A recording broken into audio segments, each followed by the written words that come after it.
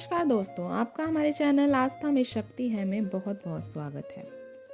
भगवान श्री कृष्ण के साथ हमेशा देवी राधा का नाम आता है। भगवान श्री कृष्ण ने अपनी लीलाओं में यह भी दिखाया था कि राधा और श्री कृष्ण दो नहीं बल्कि एक हैं। लेकिन देवी राधा के साथ श्री कृष्ण का लौकिक विवाह नहीं हो पाया। देवी राधा के बाद भगवान श्री कृष्ण की प्रिय देवी रुक्मणी हुई।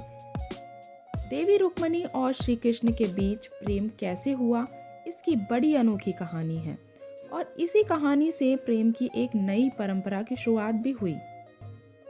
देवी रुक्मणी विदर्भ के राजा भीष्मक की पुत्री थी।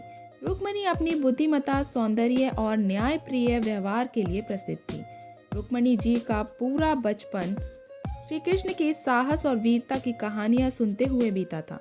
जब विवाह की उम्र हुई तो इनके लिए एक रिश्ता आया, लेकिन इन्होंने सभी से मना कर दिया। इनके विवाह को लेकर माता पिता और भाई रुक्मी चिंतित थे।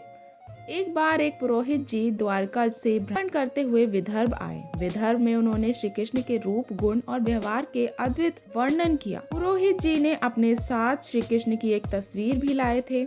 देवी रुक्मणी ने जब तस्वीर को देखा तो वह भव्य विभोर हो गई और मन ही मन श्री कृष्ण को अपना पति मान लिया।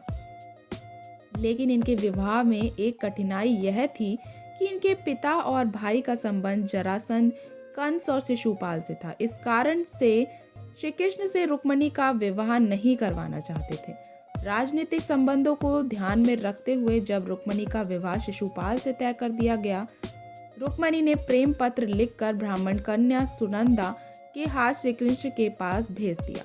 श्री कृष्ण ने रुक्मणी के बारे में काफी कुछ सुन रखा था और वह उनसे विवाह करने की इच्छा रखते थे। जब उन्हें रुक्मणी का प्रेम पत्र मिला तो प्रेम पत्र पढ़कर श्री कृष्ण को समझ आया कि रुक्मणी जी संकट में हैं। उन्होंने संकट से निकालने के लिए श्री कृष्ण ने अपने भाई बलराम के साथ मिलकर एक योजना बनाई। जब शिशुपाल बारात लेकर रुक्मणी जी के द्वार आए तो श्री कृष्ण ने रुक्मणी जी का अपहरण कर लिया। रुक्मणी जी के अपहरण के बाद श्री कृष्ण ने अपना शंख बजाया। इसे सुनकर रुक्मी और शिशुपाल हैरान रह गए, यहाँ श्री कृष्ण कैसे आ गए।